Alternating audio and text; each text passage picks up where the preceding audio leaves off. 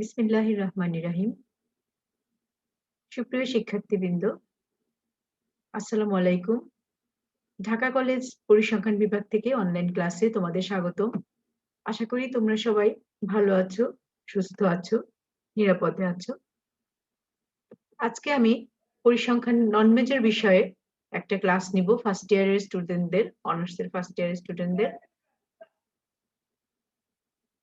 তোমরা এর আগে পরিসংখ্যানের সেন্ট্রাল টেন্ডেন্সির উপরে আমার একটা ক্লাস দেখেছো। ওখানে আমরা কেন্দ্রীয় প্রবণতা বা সেন্ট্রাল টেন্ডেন্সি ডিফারেন্ট টাইপস এগুলো আলোচনা করেছি। তোমাদের আজকের কোর্স টাইটেল হচ্ছে introduction to statistics, course code হচ্ছে StatNM 101। তাহলে শিক্ষার্থীরা চলো আমরা আজকে ক্লাস শুরু করি। আজকে মেজার্স অফ সেন্ট্রাল টেন্ডেন্সির উপরে তোমাদের ক্লাস নিচ্ছি একটা। তোমরা দেখেছো যে আমরা সেন্ট্রাল টেন্ডেন্সি ডেফিনেশন কি। সেন্ট্রাল টেন্ডেন্সি সেন্ট্রাল ভ্যালু থেকে মূলত ধারণা করা হয়। আমরা যখন ডাটা কালেকশন করি পরিসংখ্যানের খুব ইম্পর্টেন্ট বিষয় হচ্ছে ডাটা বা তথ্য বা অবজারভেশন। আমরা যখন অবজারভেশন নিয়ে কাজ করি তখন আমরা দেখি যে একটা নির্দিষ্ট মানকে ঘিরে অন্য মানগুলো অবস্থান করে। সেই মানটাকে আমরা বলি সেন্ট্রাল ভ্যালু বা কেন্দ্রীয় মান। এখন এই কেন্দ্রীয় মান বা সেন্ট্রাল ভ্যালু থেকে অন্য ভ্যালুগুলোর যে ডিস্টেন্স বা কতটুকু কাছাকাছি অবস্থান করছে বা ঝুঁকে থাকছে সেটা পরিমাপ করি আমরা মেজার্স অফ সেন্ট্রাল টেন্ডেন্সি দ্বারা। A measure of central tendency actually indicates the location or the general position of the distribution on the x-axis. Therefore, it is also known as a measures of location or position. তোমরা দেখেছো গত ক্লাসে আমরা আলোচনা করেছি যে central টেন্ডেন্সির কতগুলো type: arithmetic mean, geometric mean, harmonic mean, median and mode.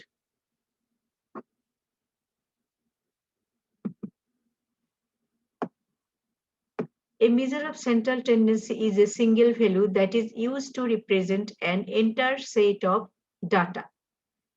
এক সেট তথ্যকে রিপ্রেজেন্ট করার একটা ভ্যালু, একটা সেন্ট্রাল ভ্যালু হচ্ছে অ্যাভারেজ। এখন অ্যাভারেজ আমরা কেন ক্যালকুলেশন করি? That is objective and function of an average to represent huge data in a summarized form. অনেকগুলো তথ্যকে একটা সংক্ষিপ্ত আকারে উপস্থাপন করার একটা পদ্ধতি হচ্ছে অ্যাভারেজ। সো আমরা একটা অ্যাভারেজ দ্বারা অনেক ডাটাকে একসাথে প্রেজেন্ট করতে পারি। যেমন ধরো একটা ক্লাসে ছাত্রদের বয়স, এক একজন ছাত্রের এক একজন বয়স, এক একটা বয়স। তো আমরা সবগুলো ছাত্রের যদি একটা অ্যাভারেজ বা গড় বয়স বের করি, সেটা দ্বারা টোটাল ক্লাসের একটা বয়স সম্বন্ধে, ছাত্রদের একটা বয়স সম্বন্ধে মোটামুটি ধারণা পাওয়া যায়। টু ফ্যাসিলিটেট কম্পারিজন, অর্থাৎ তুলনা করার জন্য কিন্তু অ্যাভারেজের বা সেন্ট্রাল টেন্ডেন্সির একটা গুরুত্বপূর্ণ ভূমিকা আছে, যে দুটো ছাত্র বা একাধিক ছাত্রের মধ্যে কার রেজাল্ট ভালো, কে ভালো স্টুডেন্ট, এটা কিন্তু তার বিভিন্ন অ্যাভারেজ মার্কস দ্বারা অনেকটা কম্পেয়ার করা যায়। To facilitate further statistical analysis, পরবর্তীতে স্ট্যাটিস্টিক্যাল অ্যানালাইসিসের মেইন স্টেপ হচ্ছে অ্যাভারেজ বা measures of location. To trace precise relationship, average helpful and even essential when it comes to establishing relationship between different groups of data or variables. To help in decision making, অর্থাৎ একটা তথ্য সারি সম্বন্ধে decision নেওয়ার জন্য কিন্তু average একটা গুরুত্বপূর্ণ বিষয়। That is average provides value which act as a guideline for decision makers. Most of the decisions to be taken in research or planning are based on average value of certain variables. এখন এই যে অনেকগুলো পরিমাপ আমরা জানি, arithmetic mean, geometric mean, harmonic mean, median, mode, এগুলো কিন্তু সবগুলোকেই আমরা ভালো বলতে পারি না, কারণ ভালো পরিমাপের কিছু স্পেশাল বৈশিষ্ট্য আছে বা ক্যারেক্টারিস্টিক্স আছে, সেগুলো আমাদের জানতে হবে এবং সেই ক্যারেক্টারগুলো বা বৈশিষ্ট্যগুলো যে পরিমাপের মধ্যে বা যে অ্যাভারেজের মধ্যে থাকবে সেটাকে আমরা বলবো গুড অ্যাভারেজ। গুড অ্যাভারেজের কিছু বৈশিষ্ট্য একটু দেখে নিচ্ছি আমরা। ফার্স্টলি হচ্ছে ইট শুড বি রিজিডলি ডিফাইন্ড, অর্থাৎ একটা পরিমাপকে খুব সঠিকভাবে সংজ্ঞায়িত করতে হবে, সঠিক সংজ্ঞা থাকতে হবে। An average should be clear and here there should be only one form of interpretation. It should have a defined and fixed value irrespective of method of calculations or formula used. It should be based on all observations. অর্থাৎ অ্যাভারেজটা প্রত্যেকটা মানের উপর ভিত্তি করে নির্ণয় করতে হবে। তোমরা দেখেছো যে জ্যামিতিক গড়, গাণিতিক গড়, তরঙ্গ গড়, মিডিয়ান, মোড, এই যে এগুলো কিন্তু আমরা দেখেছি যে গাণিতিক গড় অ্যাকচুয়ালি সব মানের উপর ভিত্তি করে নির্ণয় করা হচ্ছে, আবার জ্যামিতিক গড় সব মানের উপর ভিত্তি করে নির্ণয় করা হচ্ছে, তরঙ্গ গড়ও তাই। কিন্তু মিডিয়ান এন্ড মোড ক্যালকুলেশন করার ক্ষেত্রে কিন্তু সবগুলো অবজারভেশন কাউন্ট করা হচ্ছে না। যে মানটা তথ্য সারিকে সমান দুই ভাগে ভাগ করছে অ্যাসেন্ডিং বা ডিসেন্ডিং অর্ডারে সাজানোর পর, সেই মানটাকে আমরা বলছি মিডিয়ান। আবার যে মানটা সেট অফ অবজারভেশনে সবচেয়ে বেশিবার থাকবে তাকে আমরা বলছি মোড। আনগ্রুপ ডাটার ক্ষেত্রে, আবার গ্রুপ ডাটার ক্ষেত্রে কিন্তু একটা মিডিয়ান ক্লাস থাকে আর একটা মোডাল ক্লাস থাকে। মিডিয়ান ক্লাসের অবজারভেশন ফ্রিকোয়েন্সি বা তার আগের ক্লাসের কিউমুলেটিভ ফ্রিকোয়েন্সি এগুলো আমাদের দরকার হচ্ছে আমরা যখন মিডিয়ান ক্যালকুলেট করছি। একইভাবে মোড ক্যালকুলেট করার সময় কিন্তু মোডাল ক্লাসের লোয়ার লিমিট, মোডাল ক্লাসের ফ্রিকোয়েন্সি, তার আগের ক্লাসের ফ্রিকোয়েন্সি এগুলো আমাদের লাগছে, পরবর্তী ক্লাসের ফ্রিকোয়েন্সি, বাট টোটাল সবগুলো ক্লাসের ফ্রিকোয়েন্সি বা অবজারভেশন কিন্তু আমরা ইউজ করছি না ক্যালকুলেশনের সময়। সো এটা কিন্তু এই দুইটা কিন্তু সবগুলো মানের উপর বেস করে নির্ণয় করা হচ্ছে না।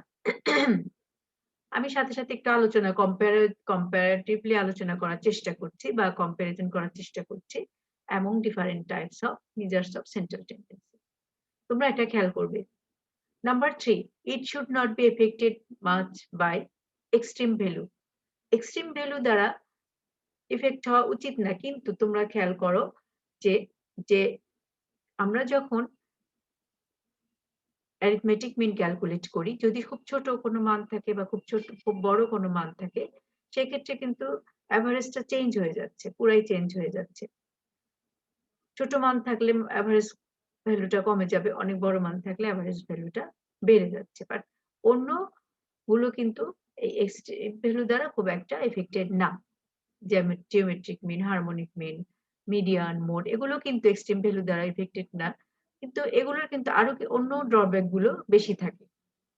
যেমন হারমোনিক মিন, জিওমেট্রিক মিনে তোমার ক্যালকুলেশন করতে গেলে একটু জটিল মনে হবে, যেহেতু লগ নিতে হয়। হারমোনিক মিন রেসিপ্রোকাল ভ্যালু নিতে হচ্ছে, এগুলো কিছু কিছু ক্যালকুলেটিভ প্রবলেম আছে। বাট অ্যারিথমেটিক মিন কিন্তু সেদিক দিয়ে মুক্ত, কারণ অ্যারিথমেটিক মিন ক্যালকুলেট করা খুব ইজি এবং এখানে সুস্পষ্ট একটা ডেফিনিটলি একটা ডেফিনিট ডেফিনিশন আছে। আবার তোমরা আরেকটা জিনিস দেখবা যে মিন আর মিডিয়ান গ্রাফিক্যাল রিপ্রেজেন্টেশন করা যায়, বাট অন্যগুলো কিন্তু গ্রাফিক্যাল রিপ্রেজেন্টেশনের মাধ্যমে দেখানো যায় না। সো সবগুলো মেজারমেন্টের কিছু কিছু ড্রব্যাকস থাকে, আবার কিছু কিছু সুবিধাও থাকে। Number 4, it should be least affected by fluctuations of sampling. An average should possess sampling stability. If we take 2 or more samples from a given population and compute average for each, then the values thus obtained from different samples should not differ much from each other. বুঝতে পেরেছো নিশ্চয়ই যে আমরা যখন বিভিন্ন sample একটা পপুলেশনের বিভিন্ন sample থেকে বিভিন্ন মেজারগুলো ক্যালকুলেট করি, পরিমাপগুলো ক্যালকুলেট করি, তাদের মধ্যে খুব একটা ডিফারেন্ট হওয়া উচিত না। Number 5, it should be easy to understand and compute. The value of an average should be computed by using a simple method without reducing the accuracy and other advantages. অর্থাৎ এটি খুব সহজে বুঝতে পারা যাবে এমন একটা পরিমাপ এবং ইজিলি ক্যালকুলেট করা যাবে। তো এই যে আমরা গুড অ্যাভারেজের যেগুলো দেখলাম, essential of a good average যে বৈশিষ্ট্যগুলো থাকতে হবে সেগুলো আমরা আলোচনা করলাম এবং পাশাপাশি সেন্ট্রাল টেন্ডেন্সির বিভিন্ন পরিমাপগুলো ব্যাখ্যা করলাম। তো এখানে আমরা দেখতে পাচ্ছি যে অ্যারিথমেটিক মিনে এর বেশিরভাগ বৈশিষ্ট্যগুলো ওখানেই থাকবে, এই জন্যই আমরা arithmetic মিনকে best measure of central tendency বলে থাকি। তাহলে আজকে আমরা কিন্তু অ্যারিথমেটিক মিনের কিছু প্রপার্টিজ নিয়েই আলোচনা করব। তো আমরা একটু দেখে আসি যে অ্যারিথমেটিক মিনটা আসলে কি। তোমরা এর আগেও এটা দেখেছো যে arithmetic a value obtained by dividing the sum of all observation by the number of observation is called mean, arithmetic mean. That is, mean is equal to sum of all observations divided by number of observation. তো ungroup data আর group ডাটার ক্ষেত্রে ফর্মুলাগুলো এখানে দেয়া আছে। Direct মেথডে x bar is equal to sum of xi by n, আর group ডাটার ক্ষেত্রে আছে sum of fx by n. Here n is equal to sum of f, total frequency মানে হচ্ছে n। আবার শর্টকাট মেথডে ফর্মুলাও দেয়া আছে, তোমরা খেয়াল করেছো যে a plus sum of d by n, আর এখানে x bar is equal to a plus sum of ft divided by n, where d is equal to x minus xi minus a. A is a provisional or assumed mean. Step derivation মেথডে আমরা দেখতে পাচ্ছি x bar is equal to a plus sum of u by n into h, or x bar is equal to a plus sum of fu by n into h. এখানে u is equal to x minus a by h. এখানে একটা তোমরা দেখবা যে এখানে a এবং h একটা যদি আমি বলি এটা অরিজিন এন্ড a হচ্ছে অরিজিন, h যদি স্কেল ধরি তাহলে কিন্তু আমরা দেখতে পাবো যে arithmetic mean is dependent on both origin and scale. কারণ এই যে u ভেরিয়েবল আমরা যে xi minus a by h ধরেছি, এখানে x বার কিন্তু আমরা পেয়েছি কি a plus sum of u by n, that is u bar into h.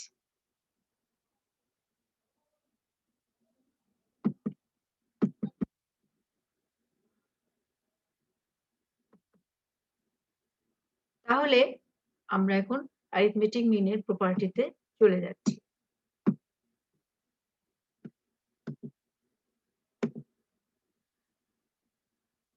Arithmetic mean, it is a value obtained by adding together all items and by dividing the total by the number of items.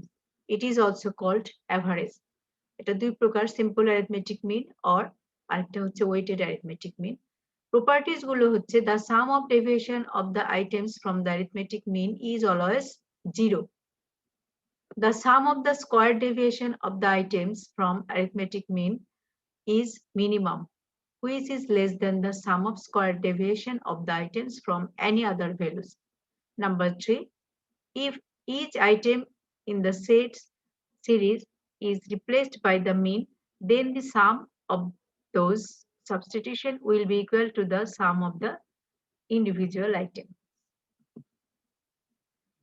এখানে কিছু merits demerits আমরা দেখে নিচ্ছি। আমরা যখন good অ্যাভারেজের essential গুলো দেখছিলাম, ওখানেও দেখতে পেয়েছো যে কি কি বৈশিষ্ট্য থাকতে হবে। এখানে তোমরা দেখবা যে সেই বৈশিষ্ট্যগুলো অ্যারিথমেটিক মিনের মধ্যে বেশিরভাগই রয়ে গেছে। Number 1, it is simple to understand and easy to calculate. Number 2, it is affected by the value of every item in the series. Number 3, it is rigidly defined. Number 4, it is capable of further algebraic treatment. Number 5, it is calculated value and not based on the position in the series. Demerits গুলো দেখে নিচ্ছি। Number 1, it is affected extreme items. Affected by extreme items, very large or very small items দ্বারা এটা affected হয়, আমরা আগেও বলেছি। Number 2, it can hardly be located by inspection. Number 3, in some cases, arithmetic mean does not represent the actual item. Number 4, arithmetic mean is not suitable in any extremely symmetrical distribution. তো আমরা arithmetic mean এর merits and demerits দেখে নিলাম। এভাবে geometric mean এরও merits demerits আছে, harmonic mean এর আছে, median এবং mode এদেরও কিছু merits demerits আছে। তোমরা এগুলো দেখে নিবে। এখন আমরা arithmetic mean এর property গুলো proof দেখতে চাচ্ছি। যখন ফার্স্টটা ছিল যে the sum of deviation of all values of x from their arithmetic mean is 0. Sum of deviation মানে ডেভিয়েশনটা আমরা কি করি? ডেভিয়েশন কাকে বলি? অবজারভেশন থেকে মিন ভ্যালুর যে ডিফারেন্স তাকে আমরা বলছি ডেভিয়েশন। এই ডেভিয়েশনটা যদি মিন থেকে নেই তখন হবে xi মাইনাস x বার এবং এটাকে আমরা সামেশন নিয়েছি। যেহেতু এটা গ্রুপ ডাটা এই জন্য এখানে আমরা fi নিয়েছি। তাহলে fi into sum of fi into xi minus x bar is equal to ভেঙে লিখলে পাচ্ছি sum of fi xi minus x bar sum of fi. আমরা x বারের ডেফিনেশন থেকে দেখতে পাই যে sum of fi xi divided by sum of fi. অতএব sum of fi xi is equal to x bar into sum of fi. Number 2, the product of the arithmetic mean and the number of items gives the total of all items. অর্থাৎ arithmetic mean এবং number of observation এর গুণফলটা total অবজারভেশনের সমান। তো আমরা দেখি যে group ডাটার ক্ষেত্রে x bar is equal to sum of fi xi divided by sum of fi ও অতএব sum of fi xi is equal to x bar sum of fi। আবার x bar is equal to sum of xi by n, so x bar into n is equal to sum of xi। অর্থাৎ product of arithmetic mean and the total number of observation is equal to total of items.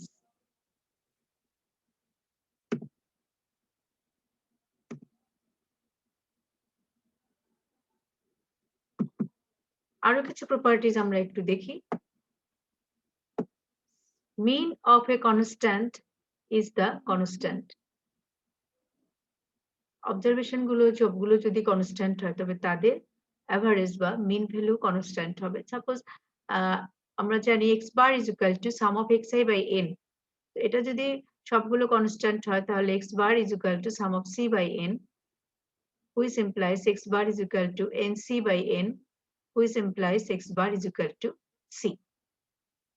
Sum of deviations, number 2 properties আমাদের যেটা ছিল, sum of deviation from mean is equal to 0.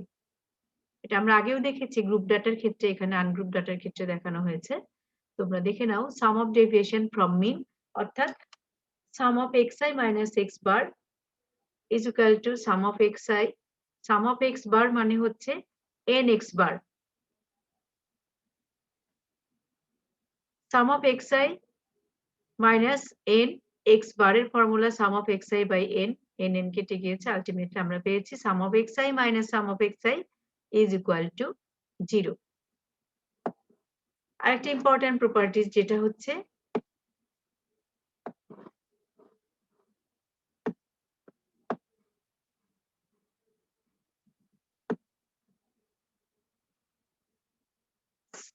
Some of xi minus a whole square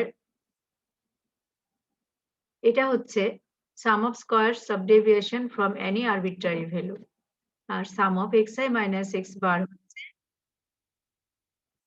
whole square হচ্ছে sum of square sub deviation from the মিন।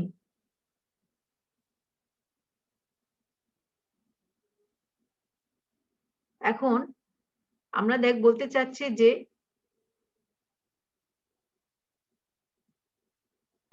চাচ্ছি যে এই যে square sub deviation from mean is minimum then other squares of deviation, অর্থাৎ mean ছাড়া অন্য কোনো deviation থেকে যদি আমরা ইয়ে করি স্কয়ার টার্ম নেই তাহলে মিনেরটাই হবে সবচেয়ে ছোট।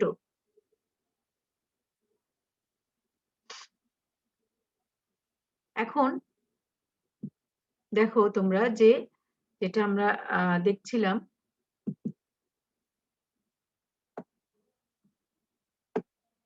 xi minus a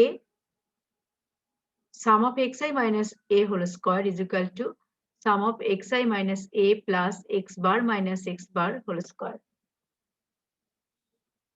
অর্থাৎ আমরা এখানে x বার কে প্লাস মাইনাস করে একটা টার্মে এনেছি। এখন দেখো xi minus x bar plus x bar minus a whole square, a plus b whole square formula, এটাকে আমরা যদি ভেঙে রাখি তাহলে a square plus b square minus twice ab, অর্থাৎ sum of xi minus x bar whole square plus sum of x bar minus a whole square minus twice ab, but এই product টার্মটা হচ্ছে sum of xi minus x bar মানে হচ্ছে sum of xi minus x bar হচ্ছে 0। আমরা আগে দেখেছি যে sum of deviation from mean is 0, তো এই প্রোডাক্ট টার্ম পুরোটাই 0 হয়ে গেল, আমাদের থাকছে এই জিনিস, এই অংশটুকু। তোমাদের এখানে নিচের অংশটা ভুল আছে, এখানে লেস দেন না হয় এটা হবে গ্রেটার দেন। সো আমরা দেখতে পাচ্ছি যে একটা স্কয়ার টার্মের সাথে এটা কিন্তু একটা পজিটিভ নাম্বার, যেহেতু এটা constant x bar minus a into n, এগুলো সব কনস্ট্যান্ট এবং এটা স্কয়ার টার্ম, এটা পজিটিভ। সো এই জিনিসটা xi minus a whole square এটা কিন্তু এটার চেয়ে বড়, that is sum of xi minus x bar whole square less than sum of xi minus a whole square. ঠিক আছে, অর্থাৎ the sum of square deviation from the mean is smaller than the sum of square deviations from the any arbitrary value or provisional mean.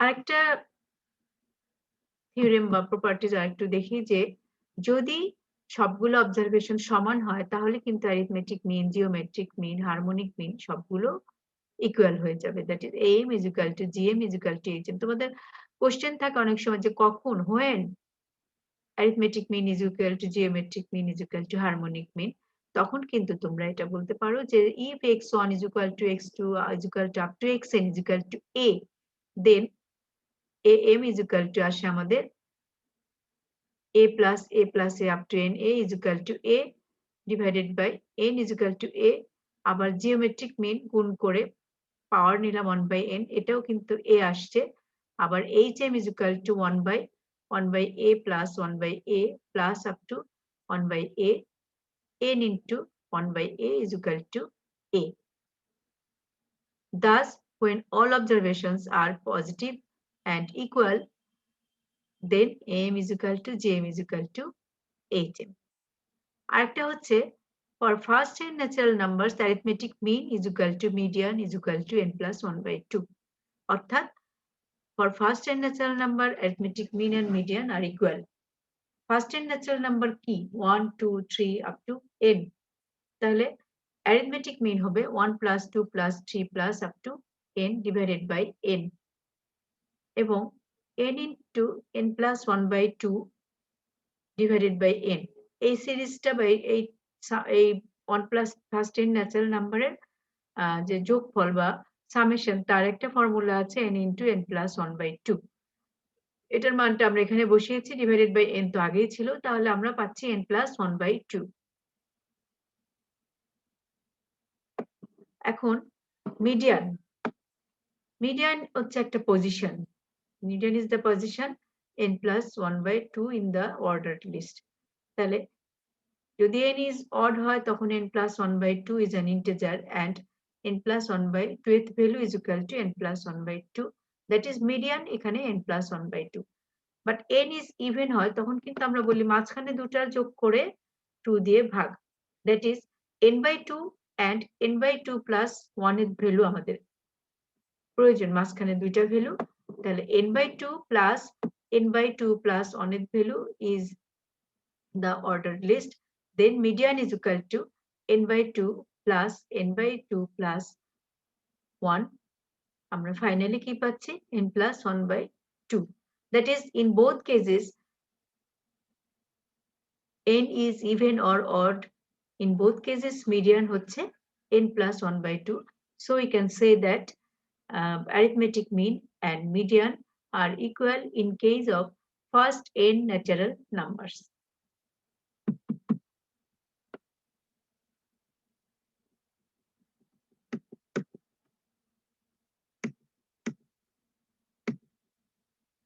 এখন আরেকটা important properties আমরা দেখি example সহ, সেটাকে আমরা বলি কম্বাইন্ড মিন। অর্থাৎ যখন দুইটা সেট থাকবে সে তাদের মিন একত্রে আমরা কিভাবে বের করতে পারি। দুইটা স্যাম্পল সাইজ আছে, একটা স্যাম্পল হচ্ছে n1 আর একটা হচ্ছে n2। n1 স্যাম্পল সাইজ তার মিন হচ্ছে x1 বার, আর যখন n2 স্যাম্পলের জন্য মিন হচ্ছে x2 bar. Then combined mean xc bar is equal to n1 x1 bar plus n2 x2 bar divided by n1 plus n2. তো এখন আমরা এটা প্রমাণে চলে যাচ্ছি যে আমরা ধরে নিচ্ছি যে sum of the n1 observation in the first set will be x1 and sum of the n2 observations in the second set will be x2. এখন by definition x1 bar হচ্ছে x1 by n1, x2 বার হচ্ছে x2 by n2। অর্থাৎ x1 হচ্ছে প্রথম সেটের অবজারভেশনের total আর x2 হচ্ছে second অবজারভেশনের total. Therefore x1 is equal to n1 x1 bar and x2 is equal to n2 x2 bar. তাহলে total some of observation in the combined set কি হবে x1 প্লাস x2, দুইটা মিলে আমরা যে সেটটা পাচ্ছি টোটালটা পাচ্ছি সেটা হচ্ছে x1 প্লাস x2। আর দুইটা সেটের টোটাল নাম্বার অফ অবজারভেশন হচ্ছে n1 প্লাস n2। তাহলে কম্বাইন্ড মিনটা কি হবে xc bar is equal to x1 plus x2 divided by n1 plus n2। এখন x1 হচ্ছে n1 x1 বার আর x2 হচ্ছে n2 x2 বার।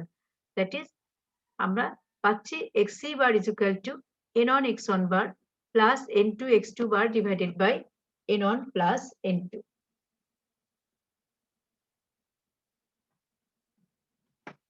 তাহলে এটা দুইটা সেটের জন্য। যদি তিনটা সেট হতো তাহলে কি আসতো xc bar is equal to n1 x1 bar plus n2 x2 bar plus n3 x3 bar divided by n1 plus n2 plus n3। এখন যদি k সেটস আর k সংখ্যক সেট থাকে তাহলে কিন্তু আমাদের একইভাবে n1 x1 bar plus n2 x2 bar up to nk plus nk xk bar divided by n1 plus n2 plus up to nk। এভাবে আমরা কম্বাইন্ড মিন ক্যালকুলেট করতে পারি। এবং কম্বাইন্ড মিনের ক্ষেত্রে যেমন ধরো দুইটা সেটের ক্ষেত্রে আমাদের যে ভ্যালুগুলো দেয়া আছে কোনো একটা এই মোট 5টা ভ্যালু আমাদের এখানে প্রয়োজন। হ্যাঁ, এই 5টার মধ্যে যে কোনো একটা যখন দেয়া না থাকবে তখন কিন্তু আমরা ওই মানটা বাকি 4টা দিয়ে বের করতে পারবো। আমরা একটা এক্সাম্পল দেখে আজকে ক্লাসটা শেষ করব, যেটা হচ্ছে এখানে a consulting firm runs into 2 shifts.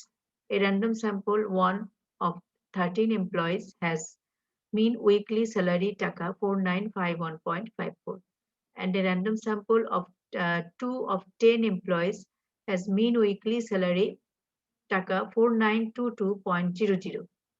Compute arithmetic mean of the combined sample.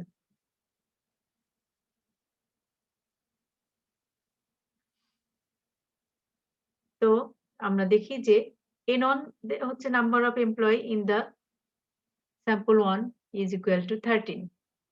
R N2 হচ্ছে number of employee in the sample 2 is equal to 10. N1 R N2 আমরা পেয়ে গেছি এবং X1 বার হচ্ছে mean salary of the sample 1 যেটা ছিল 4951.54 টাকা। X2 বার হচ্ছে mean salary of the sample 2 ছিল 4922 টাকা। তাহলে তোমরা ইজিলি এখান থেকে combined mean ক্যালকুলেট করতে পারবে, অর্থাৎ XC bar is equal to N1 X1 bar plus N2 X2 bar divided by N1 plus N2. তো আমাদের এই ভ্যালু গুলো সব দেয়া আছে, N1 N2 X1 বার X2 বার এই মানগুলো আমরা এখানে বসিয়েছি, বসিয়ে XC বার বা combined mean আমরা যেটা পেয়েছি সেটা হচ্ছে 4938.70। এখন তোমরা দেখো যে এই যে এই ভ্যালু গুলো থেকে XC বার বের করেছে, একইভাবে যদি X1 বার বের করতে হয় XC বার দেয়া থাকলে তখন আমরা বের করতে পারবো, এটা তোমরা বুঝতেই পারছো। বা কোনো একটা স্যাম্পল সাইজে যদি না দেয়া থাকে, বাকিগুলো যদি দেয়া থাকে আমরা ওখান থেকে স্যাম্পল সাইজটা বের করতে পারবো। তাহলে এভাবে আমরা অ্যারিথমেটিক মিন এর প্রপার্টিজ গুলো দেখলাম এক্সাম্পল সহ। আশা করি তোমরা বুঝতে পেরেছো এবং এভাবেই তোমরা সিস্টেম গুলো বা প্রপার্টিজ গুলো আয়ত্তে নিবে, প্র্যাকটিস করবে বারবার। যত প্র্যাকটিস করবে তত তোমাদের এটা মনে থাকবে। আদারওয়াইজ কিন্তু এই বিষয়গুলো পুরোটাই ম্যাথমেটিক্যাল, যেগুলো প্র্যাকটিস না করলে তোমাদের পক্ষে মনে রাখা সম্ভব না। আমরা আজকে যা যা দেখলাম আবার একটু দেখে আসি যে অ্যাকচুয়ালি আজকে আমরা অ্যারিথমেটিক মিন নিয়ে একটু আলোচনা করেছি। আলোচনা করলে আরো অনেক কিছু আছে। তো আজকে যেটুকু করেছি সেটা হচ্ছে একটা অ্যারিথমেটিক মিনের ডেফিনিশন, ক্যালকুলেশন মেথড আমরা দেখলাম। নেক্সট আমরা দেখেছি যে একটা গুড অ্যাভারেজের কি কি বৈশিষ্ট্য থাকতে হবে এবং অ্যারিথমেটিক মিনকে আমরা কেন একটা গুড অ্যাভারেজ বা বেস্ট মেজার বা ideal measure of central tendency বলে থাকি, সেটা নিয়ে কিন্তু আমরা এখানে আলোচনা করেছি উইথ রেসপেক্ট টু অ্যারিথমেটিক মিনের মেরিটস এন্ড ডিমেরিটস থেকে গুড অ্যাভারেজের সাথে গুড অ্যাভারেজের ক্যারেক্টারিস্টিক্স এর সাথে কম্পেয়ার করে আমরা যেটা পেয়েছি সেটা আমরা বলেছি যে arithmetic mean is the best measure of central tendency. So এভাবে এরপরে আমরা দেখেছি কিছু প্রপার্টিজ ম্যাথমেটিক্যাল প্রপার্টিজ গুলো আমরা প্রুফ দেখিয়েছি তোমাদের। এখানে একটা ছিল যে sum of deviation from mean is 0, product of the arithmetic mean and the total number of item gives the total of all items. দেন আমরা দেখেছি যে কম্বাইন্ড মিন কিভাবে ক্যালকুলেশন করতে হয়। এরপরে আমরা আরো কিছু প্রপার্টিজ, ছোট ছোট কিছু প্রপার্টিজ সেগুলোর প্রুফ দেখিয়েছি। হ্যাঁ, এবং ফার্স্ট ইন ন্যাচারাল নাম্বার, এখানে দেখো এটা খুব, এগুলো তোমাদের কুইজ কোশ্চেন আসে অনেক সময় যে এখান থেকে বলা হলো যে 100টা নাম্বার, 100টা প্রথম স্বাভাবিক সংখ্যার গড় এবং মধ্যমা কত, তখন কিন্তু তুমি এই সিম্পলি এই সূত্রটা দিয়েই কিন্তু প্রথম 100টা বা 1000টা, প্রথম 1000, প্রথম 2000 বা প্রথম 50টা যাই বলুক, তোমরা কিন্তু এই n এর মানটা বসিয়ে তুমি এখান থেকে মিন এন্ড মিডিয়ান যেহেতু সেম একটা বের করলে তোমরা দুইটা বলতে পারো, দুইটা বের করা হয়ে গেছে ধরে নিতে পারো। তো সেটাই যে খুব এগুলো কিছু মজার বিষয় আছে যে arithmetic mean, first n natural number থেকে অ্যারিথমেটিক মিন বের করা, এগুলো আইকিউ বা কনসেপ্ট, এগুলো তোমাদের পরবর্তীতে বিভিন্ন পরীক্ষায় কিন্তু এগুলো অনেক কাজে লাগবে। সো এই বিষয়গুলো সম্বন্ধে তোমাদের ক্লিয়ার ধারণা থাকতে হবে এবং মাথায় রাখতে হবে যে আমরা কি করছি বা কি শিখছি। তো আজকে আমরা এখানে শেষ করছি। সবাই ভালো থেকো। আল্লাহ হাফেজ। ধন্যবাদ তোমাদের সবাইকে।